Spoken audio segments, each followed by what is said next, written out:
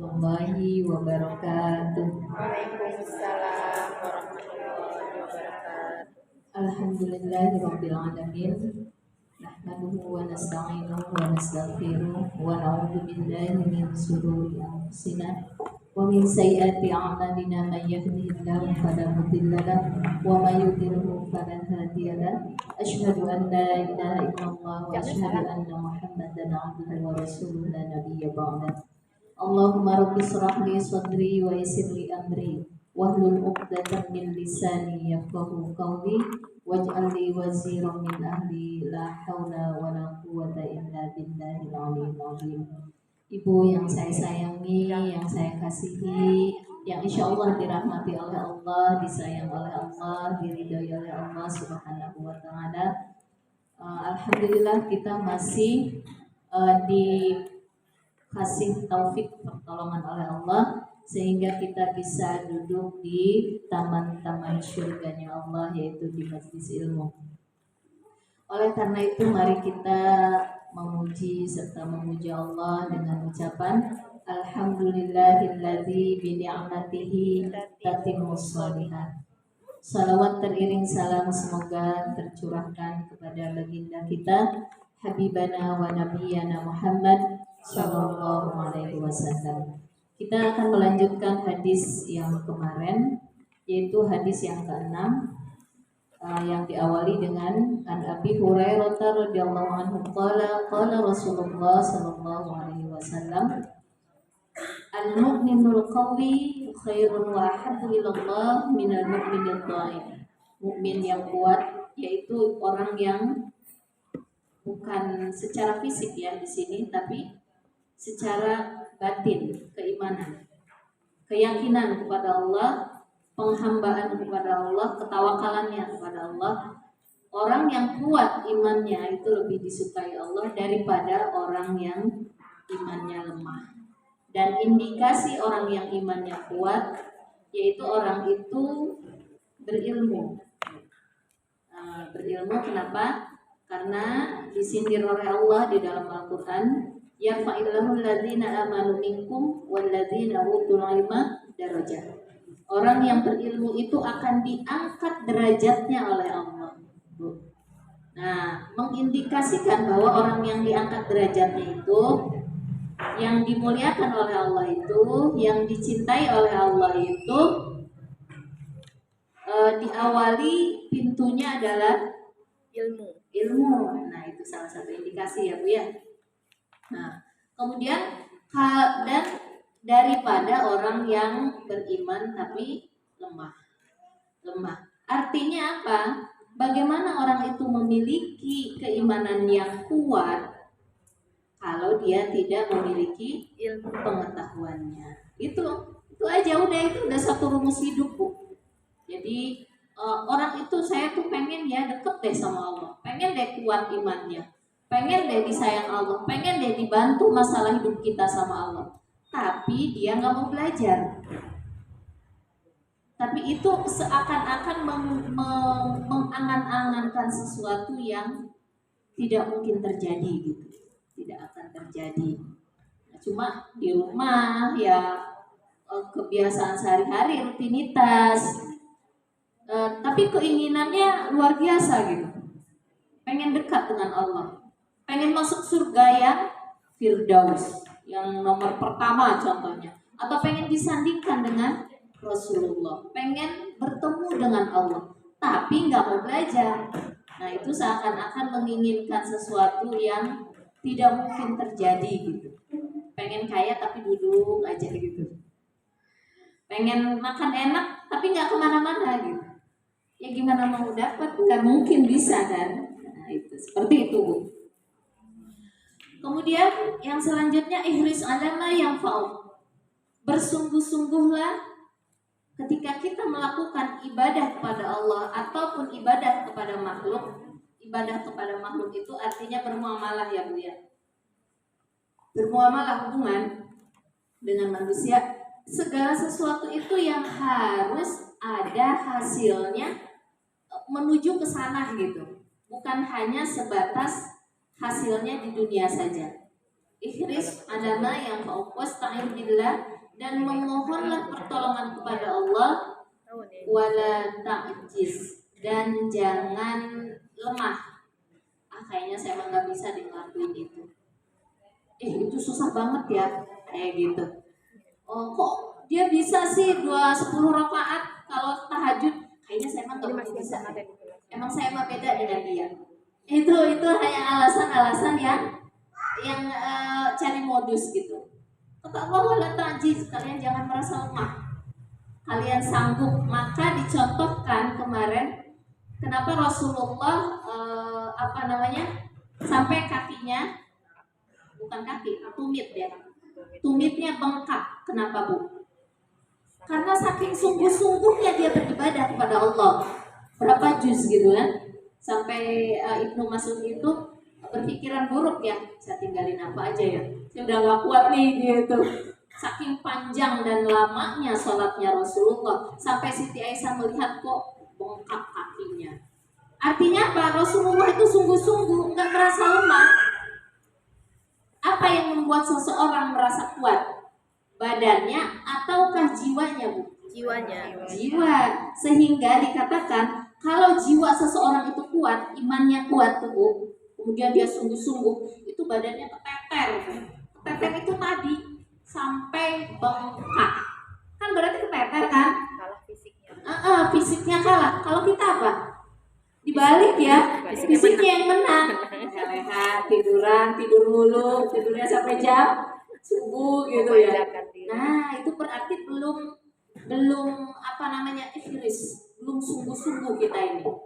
Kemudian yang merasa takjiz. Di sini kan dikatakan jangan merasa lemah. Kalau kita dibalik mungkin kebanyakan merasa lemah. Mungkin nanti deh.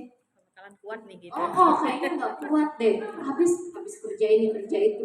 Terus katanya kan kalau tidur itu sekian jam, itu berarti mengurangi jam tidur saya dan sebagainya, dicari-cari. Itu justru yang mencari kelemahan. Langsung dilanjut dengan kalimat selanjutnya.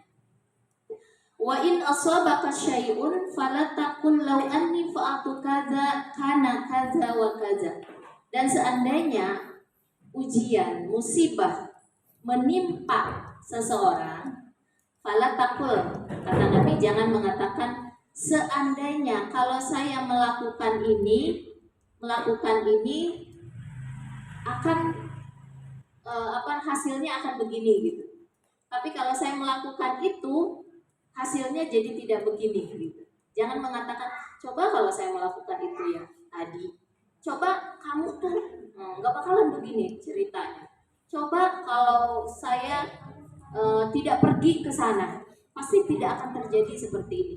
Ini kata Nabi, fala taqul, jangan mengatakan seperti itu. Ya. Kenapa?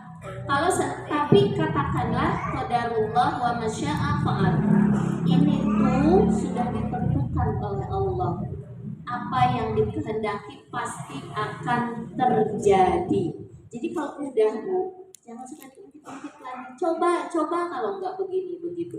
Oh, ini udah ketentuan Allah, walaupun itu buruk, ya Bu ya.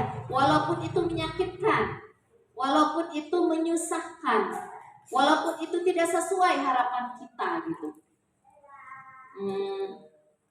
Dikatakan oleh Allah qadarullah, dikatakan oleh Rasulullah qadarullah. Ini tuh ketentuan Allah. Kemudian dan Allah yang menghendaki perbuatan ini. Fa inna law taftahu, karena sesungguhnya kalau kalian mengatakan itu akan membuka celah setan. Kita dibuka aja, setan itu nongol kalau kita lalai sama Allah. Setan itu kan seperti kepala ular ya Bu ya, yang menjorok di hati kita. Kalau kita lalai sama Allah, dia nongol tuh. Cari mangsa, patuk sini, patuk sana gitu. Kalau kita lalai kepada Allah, ketika kita ingat kepada Allah, dia narik diri lagi dari hati kita, narik diri lagi, dia enggak nongol lagi gitu. Tapi dia lagi nunggu. Kalau kita mengatakan lau ani fa'altu kana kaza wa kaza, seandainya ya kemarin enggak melakukan itu, seandainya itu seakan-akan hati kita tuh dibuka buat celah setan masuk masuk, dia terus aja mematuk kita, terus aja dia mengambil sesuatu yang membuat kita hidup bahagia. Setan itu kan keinginannya supaya manusia hidupnya jadi selalu Menyesal ya. menyesal, sengsara, nanti ujung-ujungnya Bu. Awal-awalnya emang dikasih iming-iming yang membahagiakan terus. Itu kerjaannya setan. Nah, kita sudah bahas kemarin ya, kemarin kata setan begini, sampai si siapa Bu yang digoda setan, ahli ibadah, bukan Bal'an bin Bawur, satu lagi. Siapa? Hah? Barsiso. Nah, itu kan dia tergoda kan. Awal-awalnya iming-imingannya enak, kemudian menyanjung-nyanjung, membuat halusinasi yang enak-enak lah, nggak bakal ketahuan dan sebagainya. Tapi akhirnya terjerumus. Nah itu berarti dia lagi lalai itu kepada Allah. Kenapa dia begitu? Walaupun dia ahli ibadah Bu.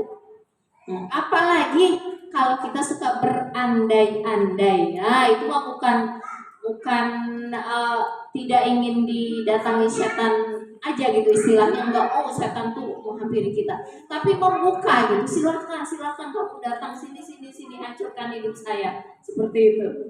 Nah seperti itu. Nah keterangannya bagaimana? Jadi kenapa tidak boleh mengatakan seperti itu? Coba seandainya begini, ini dicontohkan oleh Nabi. Nanti ada contohnya dari kita ya. Ini dicontohkan oleh Nabi ketika perang Uhud Bu. Ketika perang Uhud Nabi mengatakan pasukan rumah. Rumah itu artinya bukan rumah kita ya. Rumah pasukan memanah, bukan rum ya. Pasukan memanah itu suruh ada di paling atas, di Gunung Uhud paling atas. Kata Nabi, kalian di situ sebagai pasukan yang jadi lah, kan paling kelihatan itu musuh di bawah. Ketika musuh itu sudah merasa lemah, kalahlah itu Bu. Belum ada komando dari Rasulullah suruh turun ke bawah, mereka pada berlarian. Waktu itu pemimpin musuhnya adalah jenderal namanya Khalid bin Walid. Ibu kenal nggak Khalid bin Walid? Beliau ini menjadi panglima jenderal ketika masuk Islam. Itu luar biasa Bu strategi perangnya. Ketika dia memimpin kaum musyrikin, strategi perangnya juga hebat Bu. Udah kita pura-pura gitu kan, istilahnya kayak kalah lah. Ini ketika dia memimpin pasukan musyrikin, itu kita bisa menang Bu. Ketika kita menang, padahal itu strateginya Khalid bin Walid itu. Nah, ketika kita merasa menang, pasukan memanah turun berlarian ke bawah karena di situ sengaja oleh Khalid bin Walid itu harta-harta rampasan perang itu diperlihatkan gitu ya, supaya mereka tertarik turun akhirnya. Nah, ketika mereka turun, kita yang menguasai mereka keadaan. Nah, kalahlah kita waktu itu Bu. Sampai giginya Rasulullah juga patah kan? Setelah kalah apa yang terjadi? Kata Rasulullah, ayo kita bikin strategi baru lagi. Apakah Rasulullah di situ mengatakan, gimana sih kalian? Nah, gitu kan? Kan aku udah bilang jangan dulu turun sebelum ada komando dari aku, kata Rasulullah. Tetapi Rasulullah tidak mengatakan begitu Bu. Coba kita kalau ke anak kita, ke suami kita, coba ya kemarin udah dibilang jangan usaha itu, kan ini lagi musim begini, apalagi musim hujan, jualannya kan gitu. Kalau ada pasangan kita ya seperti itu, pulang nggak bawa apa-apa kan gitu. Atau anak kita, kan mama udah bilang kamu ke jurusannya itu, kenapa kamu ngambil itu, akhirnya kamu nggak lulus kan, begitu.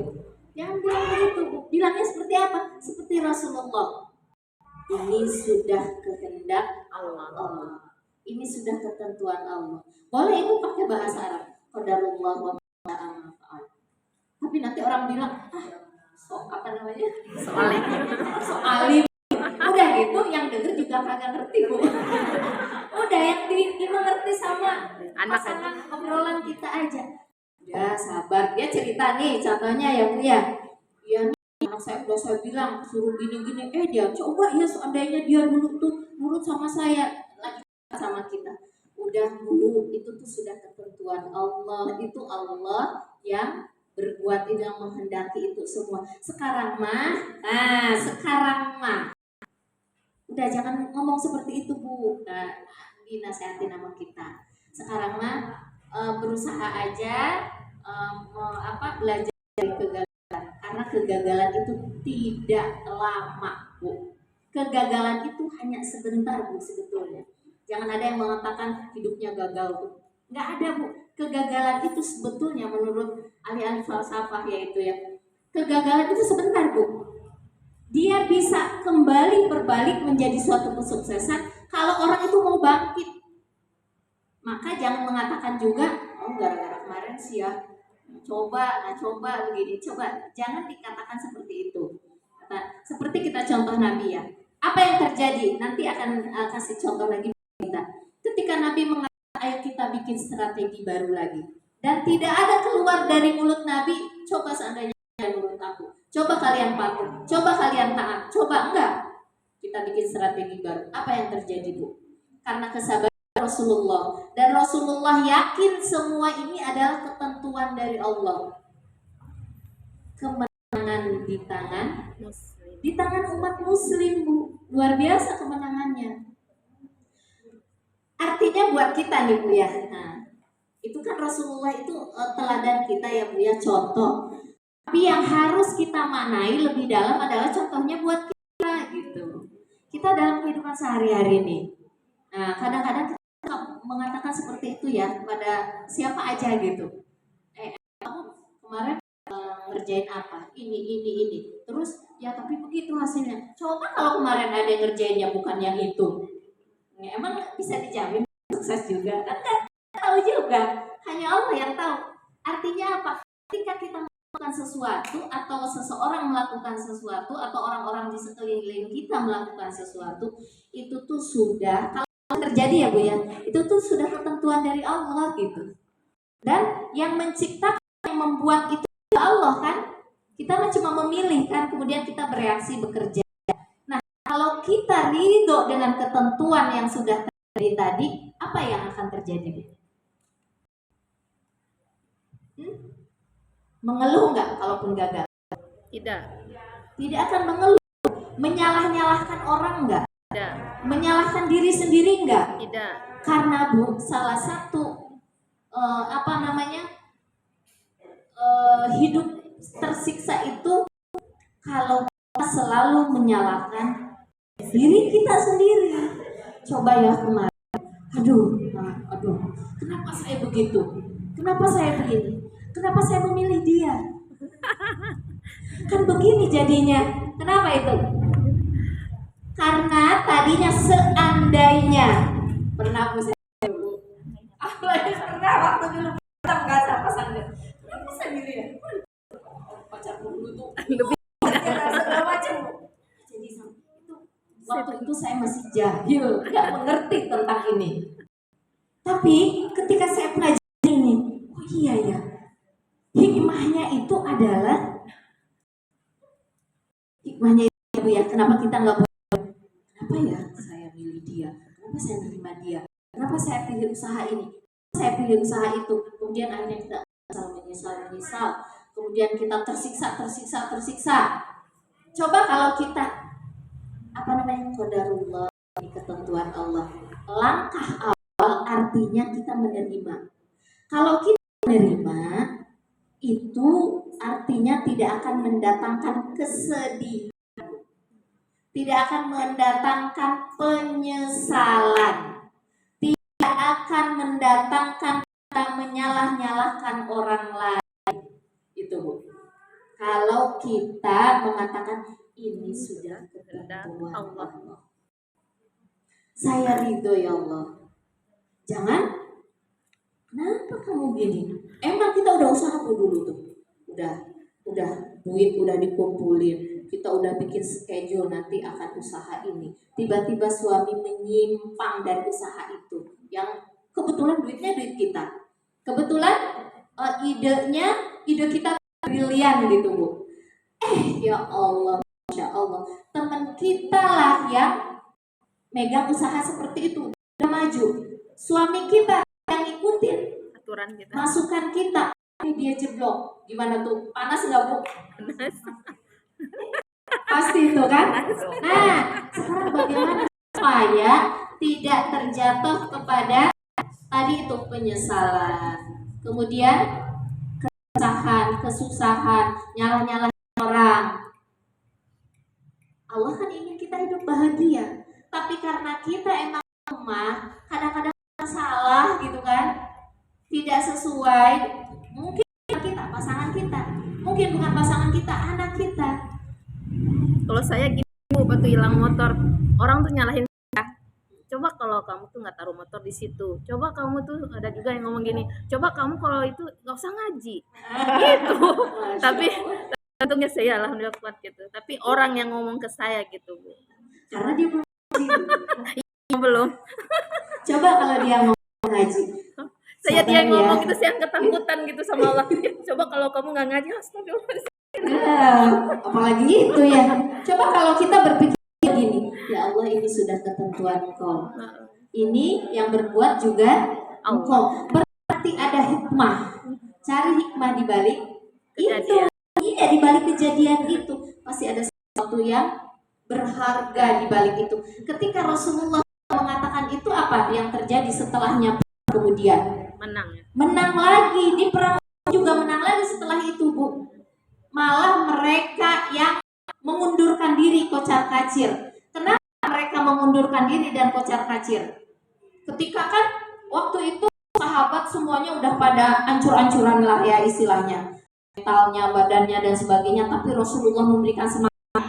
Apa yang terjadi? Ketika mereka mau pulang, nggak diingatkan apa itu pasukan Rasulullah yang udah lemah nggak dihabiskan, nggak dihabisi. Itu pertolongan Allah Bu. Nah kemudian Rasulullah bikin strategi lagi. Udah kalian kejar mereka, kan mereka pulang tuh nggak ngabisin pasukan Rasulullah. Kejar dengan pasukan seadanya, semuanya semaksimal mungkin kata Rasulullah. Lakukan semaksimal mungkin daya upaya kalian. Itu pasukan yang tadinya mau pulang ke Mekah, lihat pasukan Rasulullah banyak, loh tadi kan bukannya udah lemah, ya kayak gitu. Daripada kita nanti banyak yang meninggal lagi, ya kan namanya, mending udah aja kabur Bu mereka, padahal mereka menang tadinya. Itu apa hikmah kata para ulama? Karena Rasulullah dengan ridhonya menerima ketentuan Allah dan dia tidak menyalahkan manusia. Dia tidak menyalahkan, padahal sudah jelas-jelas salah itu pasukannya. Nah ini, jadi Rasulullah mengatakan qadarullah, apalagi Bu, wa masya'a fa'al. Ini ketentuan Allah dan Allah lah yang membuat seperti ini. Nah kalau udah ke situ nanti kita akan lapang Bu. Nanti kita akan berusaha gigih kembali. Coba bayangin kalau kita nyalah-nyalahin Bu. Yang ada apa? Penyesalan. Ya. Selain penyesalan kepada orang yang tidak nurut aturan kita, strategi kita, Berantem ya. marah-marah, sakit hati, berantem, selesai gak Bu masalah? Tambah masalahnya. Tambah masalah, malah mungkin ada sesuatu yang merusak setelah itu. Emang ini pintunya Syaitan.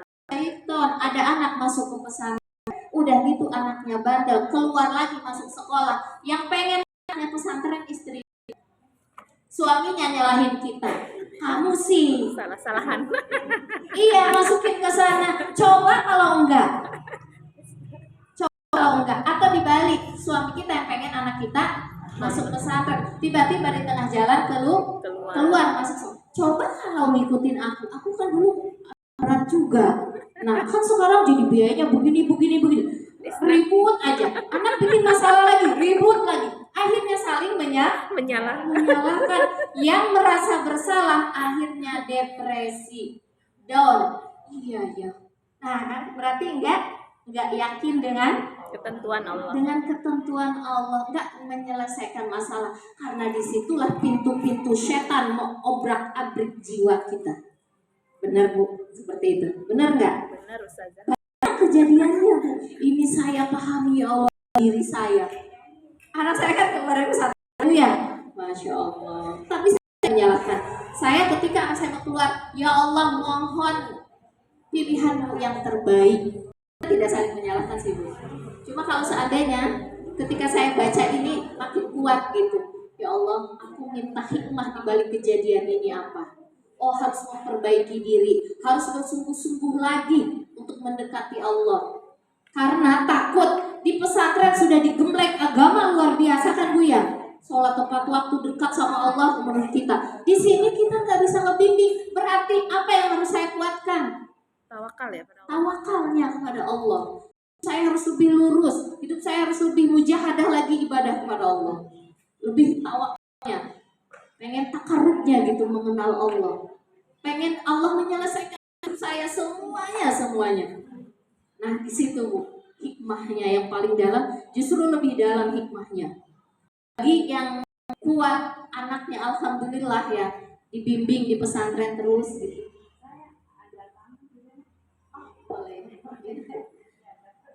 Ya mudah-mudahan Allah membawa rahmatnya ya. Insya Allah ya, silakan Ibu.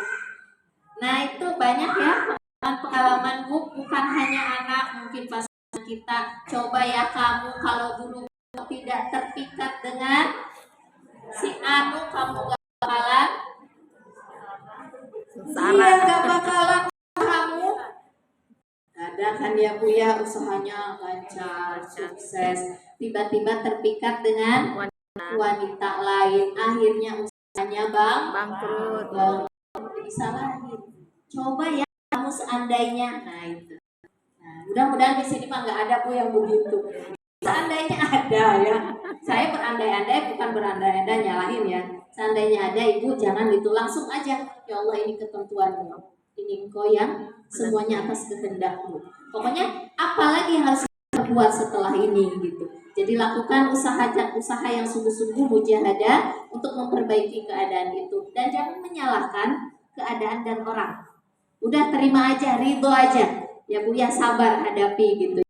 Yang kedua, hikmah yang kedua, Allah itu artinya memiliki sifat Al-Jabbar. Kita sudah masuk Asmaul Husna Al-Jabbar belum Bu? Belum ya, nanti akan masuk.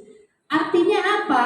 Bahwa menandakan manusia itu tidak punya kuasa untuk memaksa. Yang punya kuasa untuk memaksa siapa Bu? Allah.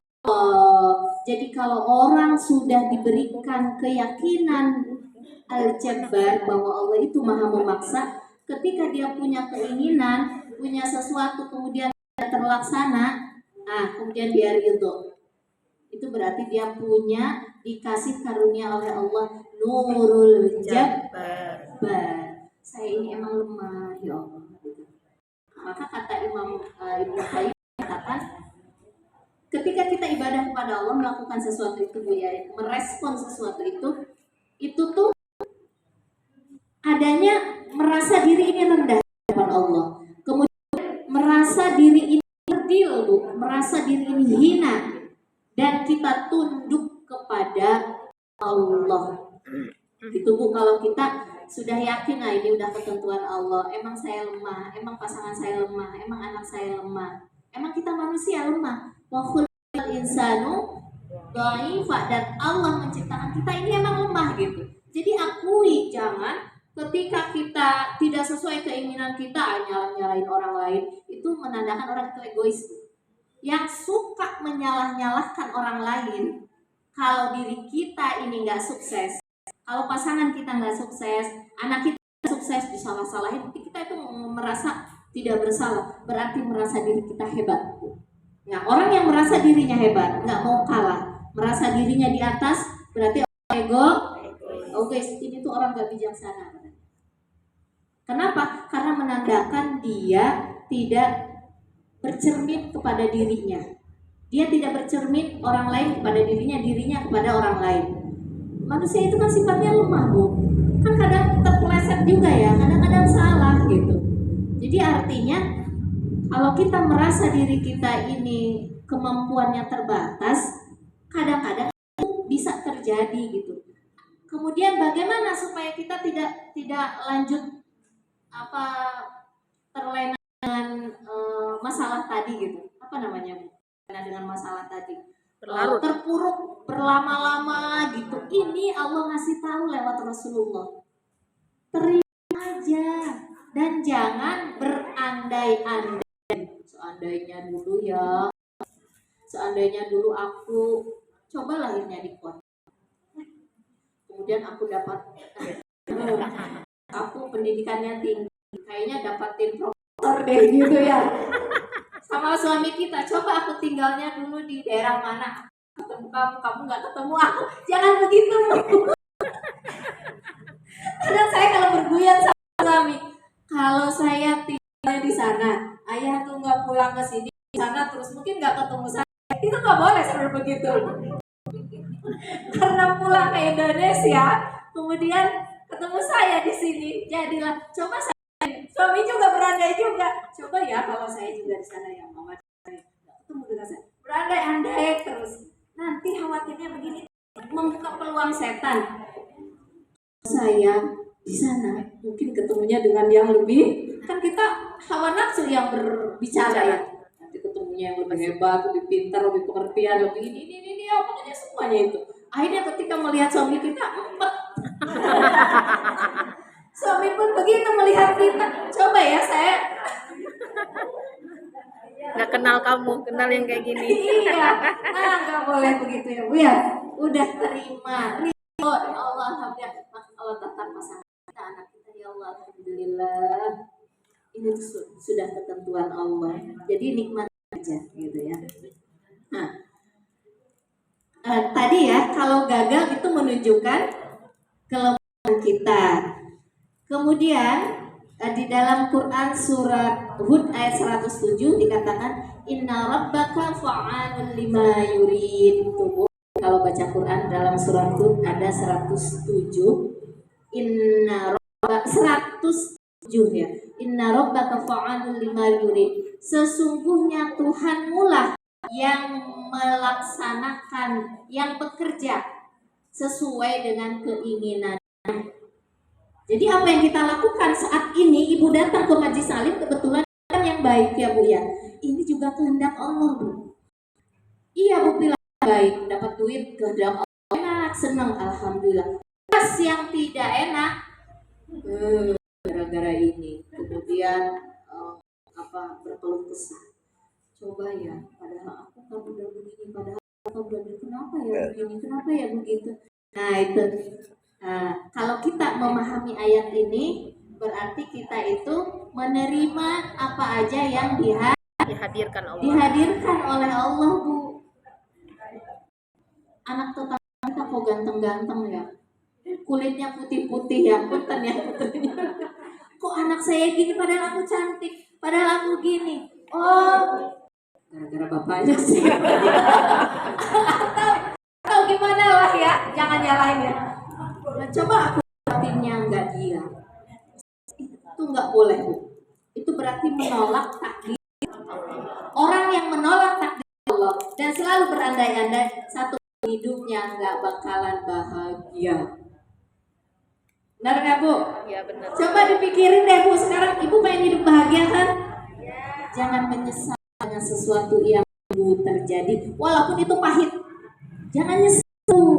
Nih karena orang tua saya begini. Jangan. Ya, itu sudah ketentuan Allah. Apa? Inna rabbaka fa'alun lima yurid. Sesungguhnya Tuhanmu bekerja melakukan sesuatu sesuai dengan keinginan Allah. Tapi kalau kita mengambil hikmahnya Bu, pasti hikmahnya Bu. Banyak kebaikannya. Kenapa ibu yang dilahirkan dari orang tua seperti ini? Kenapa si Anu dilahirkan dari Allah? Kenapa pasangannya seperti ini? Itu semuanya pasti ada kebaikan. Ambil aja hikmahnya. Yaitu ya Bu ya. Jadi kenapa kita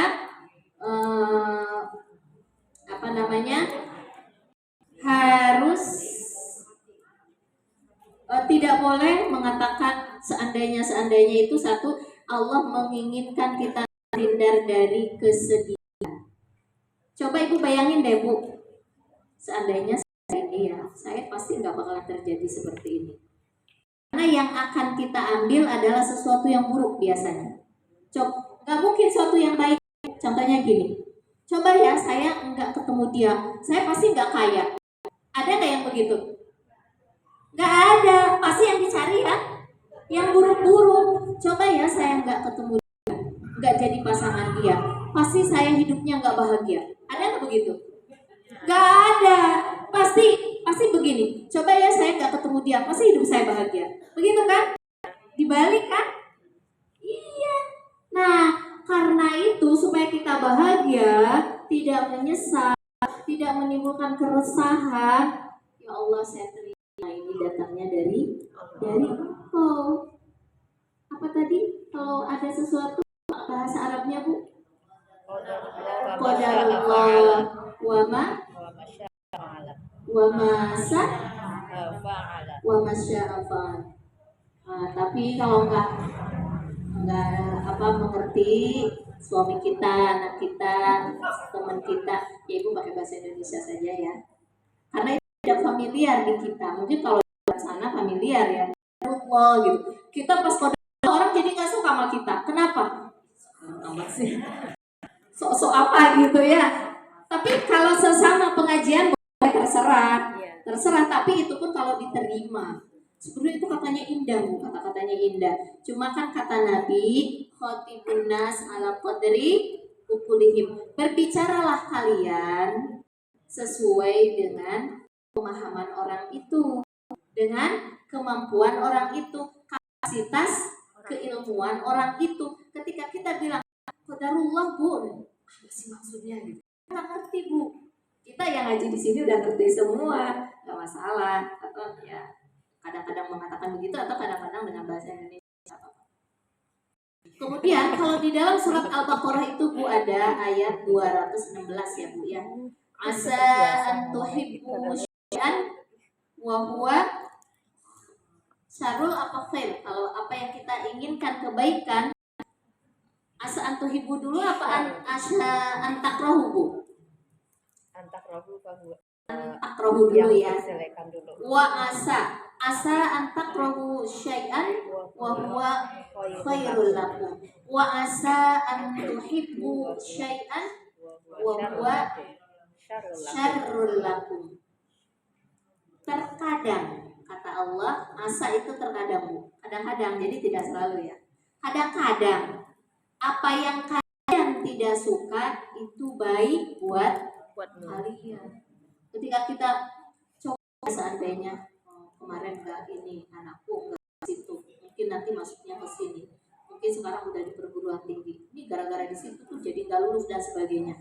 Nah, kata Allah, kadang-kadang sesuatu yang tidak kamu suka itu baik. Ketika anak kita tidak sesuai dengan keinginan kita, nggak masuk ke sini yang kita harapkan, kata Allah, bisa itu adalah kebaikan buat kamu. Saya pernah mencontohkan, coba Ibu, anaknya sesuai dengan keinginan kita, masuk UI contohnya. Ternyata di UI itulah dia ketemu dengan namanya narkoba. Ketemu ketika di situlah, di kampus itulah, jangan bilang saya Bu ya, ini ada yang protes saya, enggak, kampus mana aja gitu. Sesuai dengan harapan kita. Ketika di kampus itulah dia ketemu dengan lawan jenis yang membuat dia hidupnya menjadi berantakan, pergaulannya bebas. Padahal itu kampusnya, Ibu dengar nggak? Di Bandung itu kan kampusnya keren-keren ya, Bu ya. Ada ITB kampus nomor 1 ya, UGM, ITB, UI kan. Nah itu ternyata prostitusi yang terbesar itu di sana. Masya Allah. Kita kan nggak nyangka di situ kan pusat pendidikan. Kenapa bisa hancur seperti itu? Nah, ketika anak kita tidak lulus di kampus yang kita inginkan, yang kita banggakan, yang menjadi wah gitu namanya, kita menjadi sedih dan sebagainya. Kata Allah, wa asa an takrahu syai'an wa huwa khairul lakum. Kadang-kadang yang kamu benci tidak sesuai keinginanmu itu baik buat kamu. Jadi kalau emang sudah terjadi qadarullah ya, udah ini adalah ketentuan Allah, kita cari di tempat yang semoga di tempat itu yang lebih baik. Atau ketika yang kita inginkan itu benar-benar terjadi, Bu, apa? Wa asa an tuhibbu syai'an wa huwa syarrul lakum. Apa yang kita inginkan, kita doanya siang malam, Bu. Kita puasain 40 hari anak kita. Kita sholat tengah malam, kita baca Quran, kita infak jor-joran tuh. Ya Allah, pokoknya anak saya harus lulus di situ ya Allah. Ketika hanya pakai hawa nafsu, kemudian usaha kita sungguh-sungguh, pasti Allah kabul, Bu. Tapi apakah itu akan mendapatkan menjadikan kebaikan buat anak? Belum tentu. Kalau saya mengajarkan kepada ibu-ibu semua, kalau memohon, meminta, berdoa itu jangan hanya sebatas pakai hawa nafsu. Karena apa? Kadang-kadang ketika keinginan kita walaupun itu kelihatannya, tapi kan ilmu Allah lebih baik, lebih utama, lebih mengerti. Kita puasa 40 hari, ya Allah, pokoknya anak saya ke situ ya Allah. Kita gembleng dia pagi, siang, sore, kita usahakan supaya masuk ke situ. Kemudian uang habis-habisan buat ke situ. Tapi Allahnya nggak dibawa, Bu. Usahanya aja yang dia bawa. Maksudnya meminta kepada Allah kebaikan, pilihan yang terbaik, nggak minta dia sama Allah. Tapi emang dia khususkan anaknya habis sekolah kursus. Kemudian dia puasa, tapi puasanya bukan karena Allah. Puasanya untuk anak yang lulus. iya, supaya lulus. Niatnya ya Allah, saya pengen puasa saya ini untuk Anak semas. kemudian dia infak, orang lain mah 100.000, dia mah 1 juta. Saya pengen anak saya lulus. Katanya kalau infak itu mencegah bencana. Kalau anak saya nggak lulus, di situ bakal terjadi bencana dia. Tapi karena Allah, karena hawa. Ketika Allah kabulkan keinginannya, apa yang terjadi? Malah bukan kebaikan. Wa asa an tuhibbu syai'an wa huwa syarrun lakum. Enggak pakai ilmu tajwid, Bu. Nah, kalau pakai ilmu tajwid, wa asa an tuhibbu syai'an wa huwa syarrul lakum. Kelamaan. Ya, begitu. Jadi intinya apa? Intinya kita, apapun yang terjadi pada diri kita, kondisi apapun itu, kalau sudah terjadi jangan berandai-andai. Ini sudah ketentuan Allah. Terima aja ya Kiki. Terima aja dapat pasangan. Ini yang terindah dari Allah. Terima aja. Dia bawa anak-anak ini. Terima aja. Pokoknya kita usaha sungguh-sungguh untuk kitanya lebih dekat kepada Allah. Kita usahakan orang-orang di sekeliling kita juga kita doakan untuk dekat kepada Allah supaya Allah membimbing mereka. Karena kalau kita mengandalkan kemampuan kita nggak bakalan optimal. Dan kadang-kadang kalau kita mengandalkan kemampuan kita, walaupun terjadi seperti keinginan kita, tapi dia tidak mengandalkan kekuasaan Allah, ilmunya Allah, nanti biasanya kecewa. Gitu. Biasanya masuk tuh perguruan yang hebat atau masuk kerja yang gajinya gede, tapi kok anaknya jadi nggak soleh ya? Wah, menyepelekan kita, kemudian tidak menghargai kita karena dia punya itu, karena bimbingan Allah lepas dari orang tersebut. Sudah jam berapa, Bu? Mati, Bu. Kenapa? 14. Kita lihat hadisnya ya. Itu sudah selesai yang kemarin. Lama banget ya yang kemarin juga. Tapi sebelum masuk ke materi, ke hadis ke-7, ada yang mau ditanyakan, Ibu?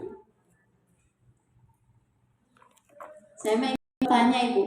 Satu, pernahkah Ibu mengalami peristiwa yang saya sampaikan tadi?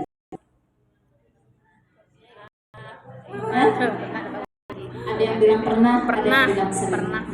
Saya juga pernah. Dulu. Saya juga pernah.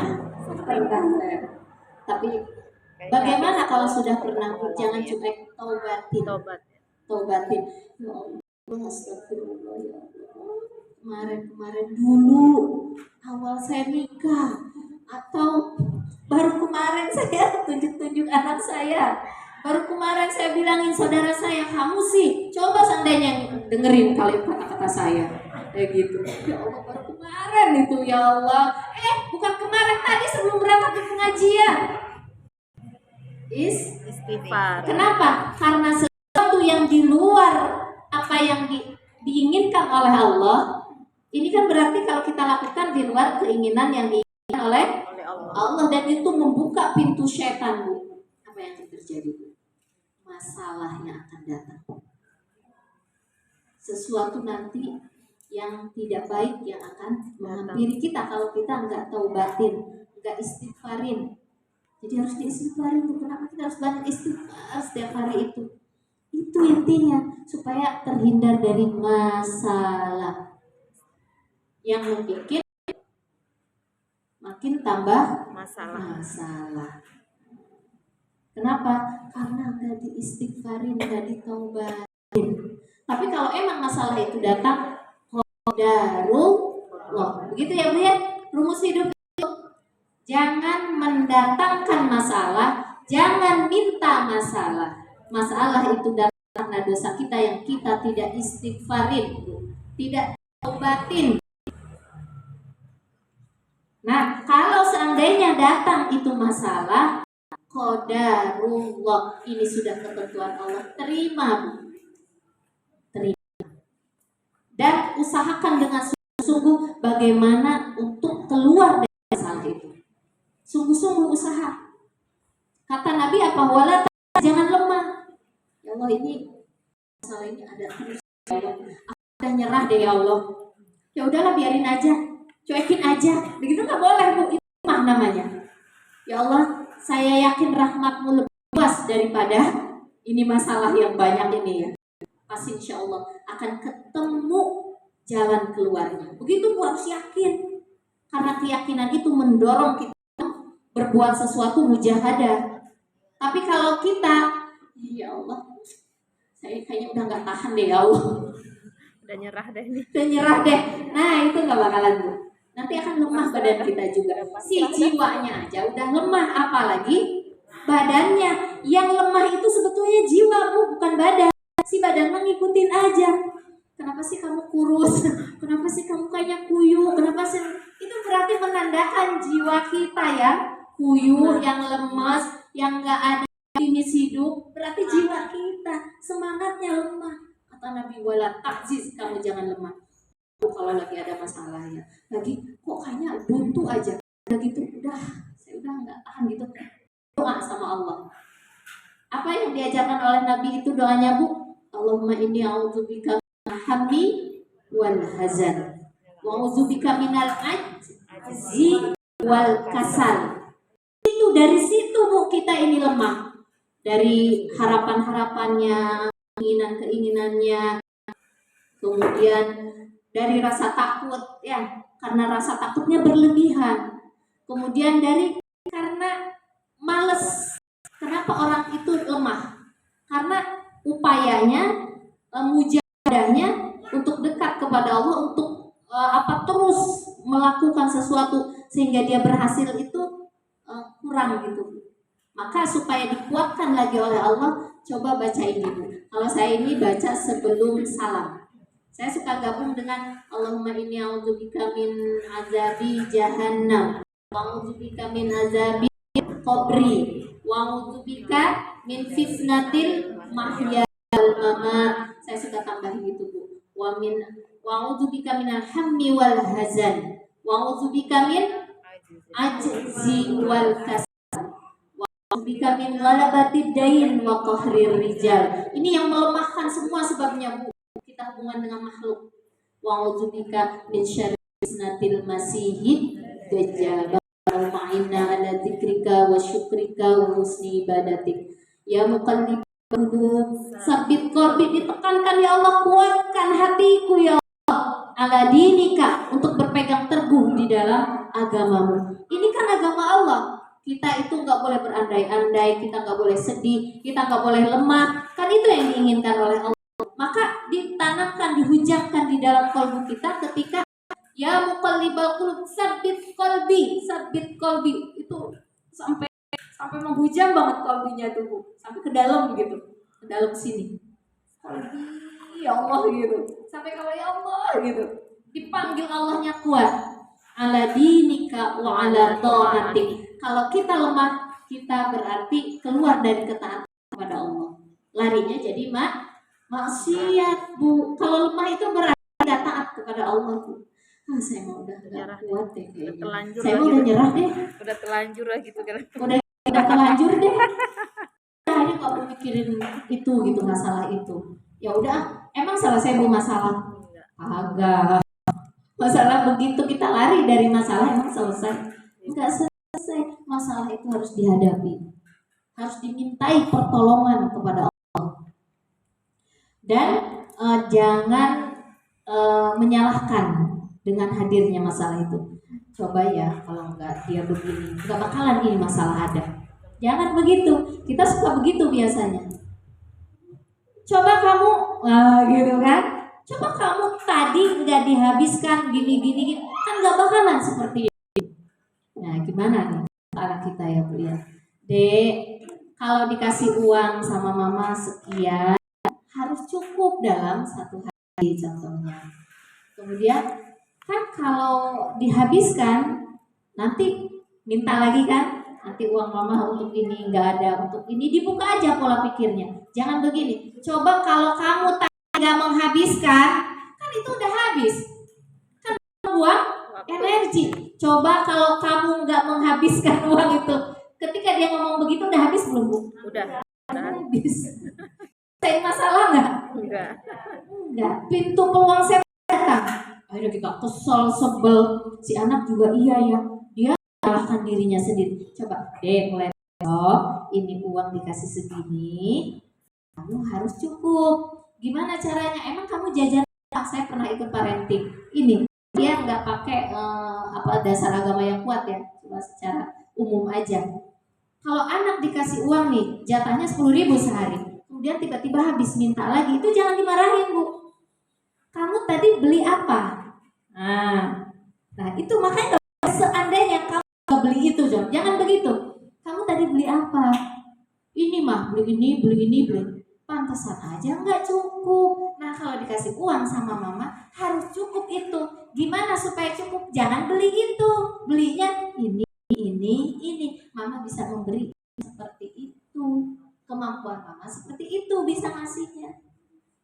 Itu ya bu ya. Jadi jangan buang-buang boros-boros kata-kata kita yang tidak bermanfaat. Seandainya kamu enggak ini, enggak, jangan begitu gitu. Kalau dalam ilmu parenting pun begitu bu. Kamu dikasih uang 10.000, soma itu kan 5.000. Terus beli minum 5.000, udah itu. Dia belinya apa? Contohnya spaghetti nya 10.000, minumnya 5.000, kurang kan? Hanya dia minjem teman. Udah minjem teman, mama tadi belanja jajanku kurang, aku pinjamkan sama teman. Nah diarahkan di situ.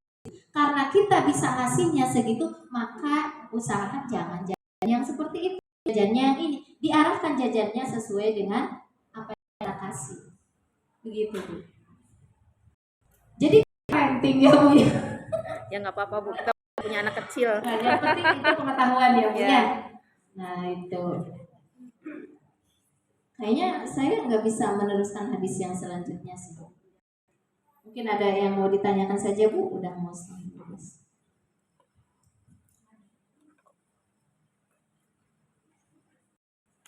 Kadang begini juga bu, ketika kita, ya Allah, kalau gini bagaimana? Seandainya saya itu rajin tahajud dari dulu, ya, seandainya saya rajin duha dari dulu, mungkin kehidupan saya nggak begini. Itu kan baik ya bu ya? Boleh nggak seperti itu?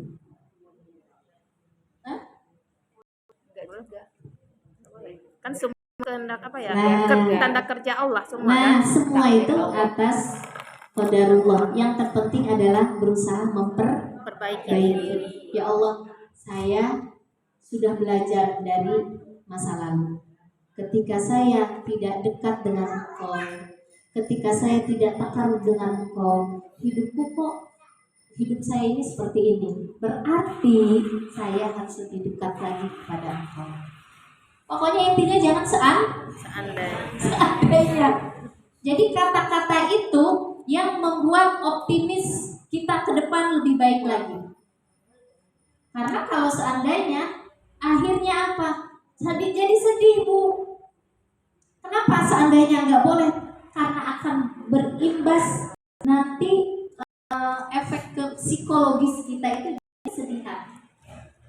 Kemudian penyesalannya berlebihan. Karena kalau penyesalannya berlebihan itu akan merusak hidup kita.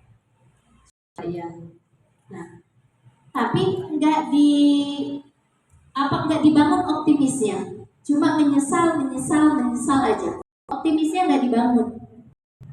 Tapi kalau kita belajar dari keadaan yang lalu, saya akan belajar kemarin saya begini, kemana aja saya ini, aja badan saya ini, berat harus begini. Kemudian kita bangun optimis itu. Tidak ada rasa kesedihan lagi di masa lalu, walaupun masa lalu kita salah. Kenapa? Masa lalu walaupun salah, Bu, itu tidak boleh dibikin sedih. Tidak boleh. Kenapa? Karena kesedihan itu pada umumnya datangnya dari syaitan. Walaupun masa lalu kita kelam, tapi Allah tetap memberikan rasa optimis. Allah itu memberikan rasa optimis dengan apa, Bu? Masa lalu kita kelam luar biasa. Tapi kata Allah, tenang, aku ini maha pengampun. Tuh kan satu optimis kan? Aku ini maha penerima tobat. Nah udah tuh kan, nggak disalah-salahin kan kita sama Allah. Setelah itu yang penting kamu perbaiki, berbuat baik. Kalau kamu berbaiki, kamu berbuat baik, kertas catatanmu itu seperti kertas putih, seperti bayi yang baru lahir. Tuh kan, ada nggak di situ Allah nyalahin? Kalaupun masa lalu kita kelam, ada, Bu. Kemudian ada hadis Nabi yang lebih hebat lagi tuh, dikatakan apa? Jika ada orang yang membawa tunggangan, di situ makanan dia buat 1 bulan, perjalanannya itu di padang pasir itu 1 bulan. Dia bawa unta, bawa makanan perbekalannya untuk 1 bulan. Kemudian ketika dia lelah, dia tertidur di bawah pohon yang rindang. Apa yang terjadi ketika dia tidur? Untanya hilang. Ketika untanya hilang, bagaimana perasaannya? Padahal perjalanan sebulan ke sana. Mati deh, saya mati kan gitu ya. Mati deh. Aduh, untaku di situlah makan, minum, yang semua yang aku lakukan untuk 1 bulan perjalanan di punggung unta itu. Ketika dia udah nyari, udah berpeluh, ingat dan sebagainya, kemudian dia lelah duduk, tiba-tiba untanya datang. Apa yang dia katakan? Ada istilah apa ya, Ibu? Takjub sekali saya itu. Engkaulah hambaku dan aku adalah Tuhanmu. Saking gembiranya, jadi sampai lupa kalimatnya. Ana Robbi wa anta abduka, kata dia. Saya ini Tuhanmu dan engkau adalah hambaku, katanya. Padahal dia mau bersyukur kepada Allah. Saking bahagianya sampai lupa kalimatnya. Apa kata Allah? Kebahagiaan orang itu ketemu untanya, lebih bahagia aku ketika seorang bertobat yang menghampiri aku. Tuh kata Allah.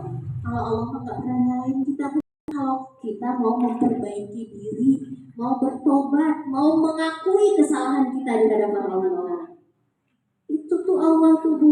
Jadi kalau ada orang suka menyesal, sedih, resah dan sebagainya, itu tuh dari syaitan pada umumnya. Inna syaitan ya'idukumul faqra wa ya'murukum bil fahsya. Setan itu ngajaknya, kamu itu nggak ada harganya di mata manusia. Setan tuh, Bu. Kan fakir kan? Kamu itu orang nggak punya, kamu itu orang bodoh, kamu itu orang ini. Dan itu udah nggak usah ikut-ikutan dia. Mereka mah pinter-pinter, mereka mah ini jabatannya apanya. Kamu kan siapa? Itu syaitan. Tapi kalau Allah nggak begitu. Inna akramakum indallahi asqakum, kata Allah. Gabung sama orang-orang itu yang belajar. Kenapa? Yang aku nilai adalah bukan pakaiannya. Yang hebat di mata aku bukan duitnya. Yang hebat di mata aku bukan jabatannya, tapi ketakwaan. Jadi yang penting kamu takwa, kejar aja takwa, pasti mulia. Gitu kalau Allah, Bu. Oh, setan dibalik. Baju kamu kan harganya segitu, teman-temanmu luar biasa, tasnya juga, sendalnya juga, jabatannya juga. Ya malu deh, pinter. Itu tuh kalau setan itu. Nah, itu. Jadi artinya kenapa nggak boleh berandai-andai? Karena andai-andai itu akan merusak hidup kita, membuat hidup kita sedih, membuat kita hidup Nah, ya boleh boleh. Saya dari tadi nambahin karena belum ada yang bertanya ya. tentang seandainya. Ini kan kita pengajiannya yang masa yang sudah kita lewati. Kita suka berandai-andai juga untuk yang akan datang. Misalnya ini, di rumah kan suka diskusi lah sama anak gitu. Mama sama begini gitu. Terus kita seandainya mama ngasih masukan begini bagaimana? Kita berbicara tadi kan seandainya kamu tidak melakukan itu, sesuatu yang sudah terjadi akhirnya kita sesali, itu yang nggak boleh. Tapi kalau untuk ke depan, seandainya saya mau rajin melakukan ini, kayaknya bakal dapat progres hasil ya, maksudnya pasti insya Allah dapatnya A, B, C, D. Kalau saya dekat sama Allah, kalau saya ikut kajian gitu ya, atau saya usaha ini, seandainya saya ini. Tapi andai di situ harus ada effort bu, ada kerja, ada usaha gitu. Itu nggak apa-apa, boleh bu. Yang nggak boleh itu tadi yang sudah terjadi dan kita menyalahkan penyesalan. Yang ke depan itu kita harus punya cita-cita. Kalau seandainya ibu nih mau ngasih masukan, itu ya bisa juga. Dek, gimana kalau mama kasih masukan? Tapi kalau seandainya itu kayaknya suatu keraguan ya bu ya. Ragu kita ini diterima apa enggak ya? Tapi kalau gimana ya dek, kalau mama kasih masukan, gitu. Nah, seandainya juga boleh sih. Nanti kata anaknya boleh, mah boleh gitu. Karena kadang-kadang kan ngobrol terus kayaknya belum sesuai dengan seumur kamu gitu kan. Iya. Berpikir tentang yang kita lagi bicarakan, seandainya mama kasih Masukan. gitu kan sudah seperti Iya, itu artinya kita memberikan ruang kepada dia, menghargai dia ya sebagai anak, bahwa kita nggak otoriter. Dek, kalau menurut mama begini lah itu otoriter kayaknya bu ya. Gimana nih kalau mama kasih masukan? Nah dia juga merasa dihargai ya. Itu boleh ya bu? Boleh kalau yang itu. Seandainya saya. Tapi jangan hanya berandai doang bu, ya. Jangan berandai, harus ada usaha juga. Usaha sungguh-sungguh ya. Atau gini juga bu, seandainya saya nih sholat tahajudnya derajat, insya Allah deh Allah kasih kemuliaan sama aku, sambil diniatkan dan mohon pertolongan Allah, itu nanti insya Allah akan tercapai bu, akan tercapai. Ada usaha yang sungguh-sungguh dan meminta pertolongan. Dalam usaha itu bu, jangan mengandalkan kemampuan diri kita. Kita kan sehat nih, terus saya punya baker nih, terus benar kita lakukan itu, tapi nggak minta pertolongan Allah, cuma mengandalkan kemampuan kita. Itu nanti bu hasilnya kadang terjadi, tapi efeknya itu kurang baik. Kenapa? Karena Allahnya ditinggalkan. Kata Allah, kamu kan menginginkan sesuai hawa nafsu kamu. Benar nggak bu? Kita tahajud itu karena Allah. Kalau karena Allah pasti minta pertolongannya Allah. Tapi ketika kita tahajud karena pengen rezekinya lancar, ini orang awam ya bu ya, pengen anaknya sukses, dikejarnya itu emang rezekinya lancar, anaknya sukses. Tapi kalau Allah ditinggalkan, Allah ketika terjadi sesuatu tidak sesuai harapan kita, nah nanti kita akan menyesal. Kadang-kadang menyesal atau ya udah capek-capek ya nggak dapat ya sama saya, udah saya siang malam sedekah puasa dan sebagainya, karena emang bener gitu. Saya merasakan sendiri gitu, minta bantuan sama makhluk gitu, nggak bisa, nggak sampai terjadi gitu. Begitu kita yakin banget sama Allah, karena selama minta bantuan ke makhluk itu melupakan Allah, lalai sama Allah. Ketika begitu langsung inget, yakin banget sama Allah, kayak itu juga terjadi gitu loh. Berhasil. Iya. Kalaupun nggak berhasil bu, itu tetap yang terbaik dari Allah. Kalaupun nggak berhasil, jadi keinginan Allah itu tidak harus sama dengan keinginan kita. Kadang kita menginginkan kan positif, menginginkan sukses usaha kita, menginginkan anak kita sesuai keinginan kita. Kadang-kadang keinginan Allah berbeda. Kamu udah minta yang terbaik buat anakmu, minta buat dirimu, aku kasih yang lebih baik nih. Tidak sesuai harapan kita. Tapi yakin Bu, itu pemberian Allah akan lebih baik setelahnya. Yang penting kita hikmah Bu. Nah itu nanti akan kita jelaskan di besok tentang bab bahwa surga itu dikelilingi oleh hal-hal yang tidak menyenangkan hawa nafsu kita, dan neraka dikelilingi oleh hal-hal yang menyenangkan hawa nafsu kita. Nah, kalau seandainya sesuatu itu selalu sesuai dengan harapan kita, itu jangan-jangan itu adalah istidraj. Allah marah, tidak suka dengan kita.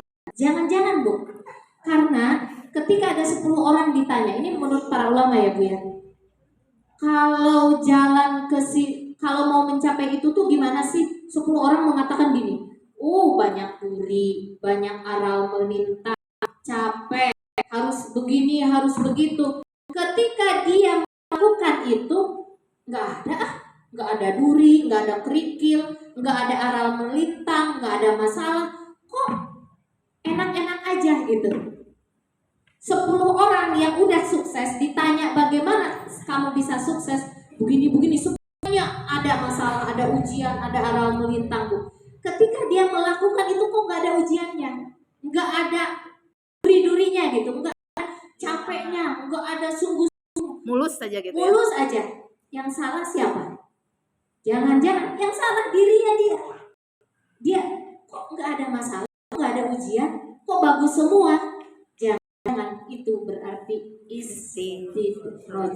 Mau masuk surga, hidupnya enak, semena-mena, kemudian hartanya mau halal mau haram, enak terus. Katanya masuk surga susah ya, tidak boleh ini, nggak boleh itu, nggak boleh sabar, harus ikhlas, harus ridho. Itu kan perjuangan. Dia nanya ke para ulama, kalau mau masuk surga seperti apa? Seperti itu. Ketika dia jalani mau masuk surga, kok aku enak-enak aja, nggak ada halangan tuh, sukses hidupku, gini-gini. Berarti jangan dia dapat istidraj dari Allah, dimurkai oleh Allah. Nggak ada Bu kesuksesan mau masuk surga, hidupnya nggak ada Bu, pasti harus ada usaha. Minimal hatinya bersih. Coba Ibu, emang gampang membersihkan hati? Jauh dari ria, dendam, sombong, gampang gak? Susah. Dia ngaku saya insya Allah masuk surga, tapi di sininya dia nggak ada mujahadah untuk itu, berarti nonsen. Seperti itu Bu. Jadi nah itulah, nanti insya Allah mudah-mudahan kita ketemu ya. Allah kasih waktu, Allah kasih umur, kita bisa menyampaikan hadis yang selanjutnya itu. Berarti kalau kita pede masuk surga nggak boleh ya Ustaz? Nggak boleh. Tapi kalau kita berharap, Berharap itu ya. Pede masuk surga karena daya upaya kita nggak boleh. Yakin dia nggak masuk surga Bu. Tapi pede masuk surga karena rahmat Allah itu harus. Nah, itu yang kadang-kadang kayak gitu boleh ya? Iya, boleh kalau rahmat Allah. Kadang-kadang Ya Allah, Allah tuh maha pengasih. Dosaku gitu. banyak, maksiatku banyak. Masih ada nih di sini untel, dendam, teman masih sama suami juga kesel, masih ria, sum'ah masih. Kadang-kadang saya pengen dipuji, ya Allah ini dosa-dosa aku banyak banget ya Allah. Tapi hamba yakin rahmatmu lebih luas. Begitu Bu. Terus ada usaha untuk mengikis itu penyakit yang ada di dalam hati itu. Jangan cuma aku ucapan doang ya. Iya, Nggak ada usaha. Ya Allah, ini masih ada dendam ya Allah. Tapi kok maha rahmat.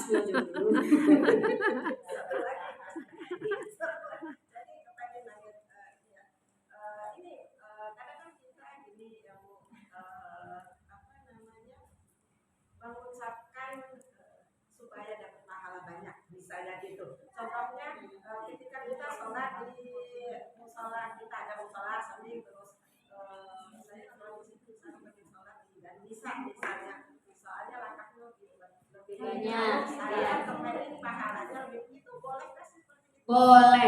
Boleh. Itu langkah awal untuk iman kita masih awam. Boleh. Saya mau ke masjid kan pahalanya bla bla bla bla bla bla banyak. Saya mau muter kenapa? Lebih banyak langkahnya. Nah, kenapa lebih banyak? Boleh. Tapi ada kita tingkatkan lagi. Ya Allah, saya mau melangkahkan kaki ke sini kan pahalanya lebih banyak. Tapi saya ingin menggapai yang lebih tinggi lagi. Tingkatannya apa? Mencari ridho. Gitu.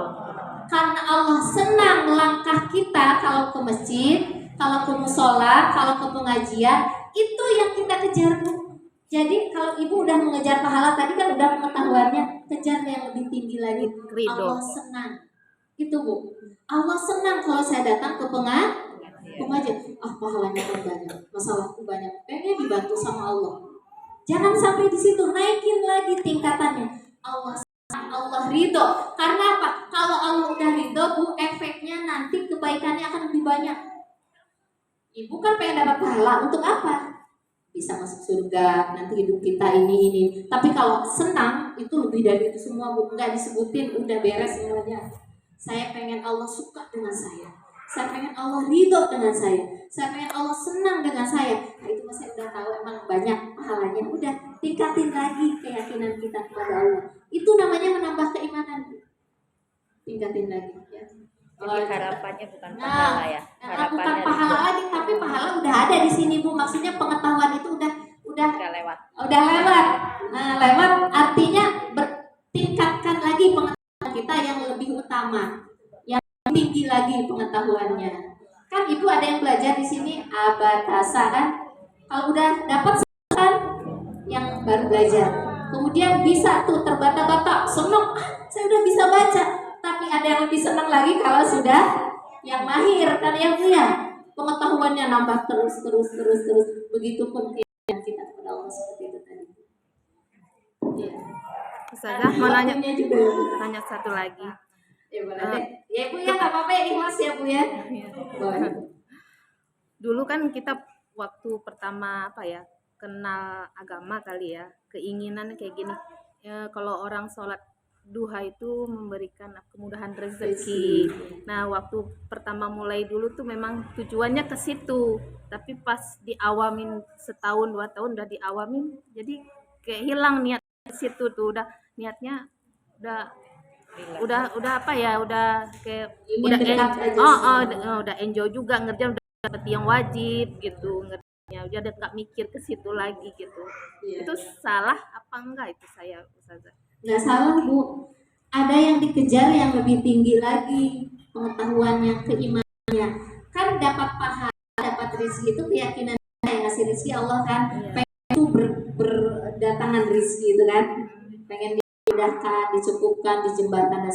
Setelah itu saya ini bukan ke situ lagi. Pengen dekat sama Allah, ada yang dicari. Ruh kita mencari. Cuma mungkin waktu dulu pengetahuannya belum ada. Tapi si ruh ini sedang bergeliat, pengen lebih dari itu dong, jangan gitu doang gitu. Kalau saya dulu ya, setelah itu masalah kalau duha itu supaya datangkan rezeki, kemudian dikasih pengetahuannya begini sama guru saya. Kita ini butuh bimbingan arahan dari Allah. Butuh cahaya di setiap perbuatan kita. Kita butuh makna di setiap langkah pekerjaan kita. Nah, dengan duha tadi Allah akan memberikan cahaya. Allah akan memudahkan arahkan langkah kita. Dan Allah akan memberikan makna di setiap pekerjaan-pekerjaan. Maka kita akan bahagia menghadapi hidup yang waktu dari pagi itu sampai sore tadi. Itu suatu anugerah dari Allah. Itu baru segitu doang, Bu. Kita maknai dunia. Saya duha sekarang bukan hanya untuk rezeki. Ibu bayangin, Bu, kalau cuma hanya untuk rezeki kan kecil sekali di hadapan Allah. Coba kita minta yang lebih luas lagi. Emang kita rezeki doang dari pagi itu? Kan bagaimana kita berbicara dengan anak kita, dengan suami kita, dengan ketika nggak berbicara pun kita butuh rezeki batin. Lagi duduk kan pengennya bahagia. Coba Bu, lagi duduk mikirin kesel duit banyak di depan kita. Tapi masalah anak kita, ada masalah suami kita. Apa ya dia nggak datang udah jam segini. Aku telepon, aku WA nggak jawab. Itu bisa merusak batin nggak? Merusak. Tapi kalau kita menginginkannya lebih luas lagi di doa itu semuanya akan di-cover oleh Allah. Nah, di situ. Jadi usahakan pola pikir kita sekarang jangan sempit ya Bu ya. Jangan ya Allah murahkan rezeki aku ya Allah murah. Coba baca doa itu. Allahumma inna duhauka wal bahauka wal kuat, semuanya. Kesenanganmu, kekuatanmu, rizkinya di situ juga ditentukan ya. Halal kan? Wa in kana muharraman fatahhiru, kalau seandainya ada rizki haram ya Allah bersihkan ya Allah. Karena kalau datang rizki haram ke rumah kita itu biang masalah Bu. Tapi kalau kita udah doa itu doanya Bu dicoba nanti kita belajar doa itu ya Bu ya. Itu bahasa tingginya itu doa salat duha Bu. Kenapa kita disuruh doa oleh Allah? Pasti ada harta haram yang datang kepada kita. Tapi kan kita walaupun datang nggak mau itu menimbulkan suatu masalah. Kemudian wa in kana ba'idan faqribhu, kalau jauh kan kita nggak mau kan ngoyo Bu ya nyari risiko banget sampai kita habis-habisan. Walaupun kita duduk, walaupun kita jualan atau apa kerja itu datang aja, orang datang ngasih beli dan sebagainya. Kayaknya begitu. Jadi bahagia itu semuanya. Ya Allah, ini adalah anugerahmu ya Allah. Aku nggak bakalan ninggalin sholat duha lagi setelah itu. Wa in kana ba'idan wa in kana muharraman wa in kana mu'assiran, kalau susah mudahkan ya Allah. Ada Bu kalau kita nggak doa itu Bu, ketika duha kita nggak duha nih hari ini, tiba-tiba ada hal yang sulit karena kita nggak dimulai meminta pertolongan kepada Allah. Itu hal yang sulit itu bisa keluar dari kesulitan kalau kita pakai usaha yang kerja keras. Tapi kalau nggak kerja keras, masalahnya panjang lama selesai. Tapi karena kita kerja keras baru selesai. Tapi ada masalah yang tidak terlalu kerja keras, gimana caranya? Doa. Ingkana mu'assiran fayasirhu, sehingga badan kita nggak capek Bu. Kita bisa buat nanti sholat qobliyah bisa, ba'diyah bisa, Quran nggak begitu capek, bangun tengah malam kita kenapa? Nggak habis tenaga kita buat nyelesain masalah siang hari tadi. Oh, dampaknya banyak Bu dengan kita sholat duha itu. Masya Allah. Dulu ya Bu ya. Kalau terus-terusan sehari nggak bakalan selesai. Ruh kita juga nggak bakalan jenuh Bu. Namanya dengan dekat sama Allah itu, dia itu akan senang terus. Akan sepeda kalau kita di rumah ya Bu ya. Sampai dikit cuci piring banyak. Tapi kalau ilmu enggak. Tapi kita ada waktu yang lain kita berbagi ya. Dari saya cukup sekian. Wabillahi taufiq wal hidayah. Wassalamualaikum warahmatullahi wabarakatuh. Waalaikumsalam. Ibu-ibu yang dirahmati oleh Allah,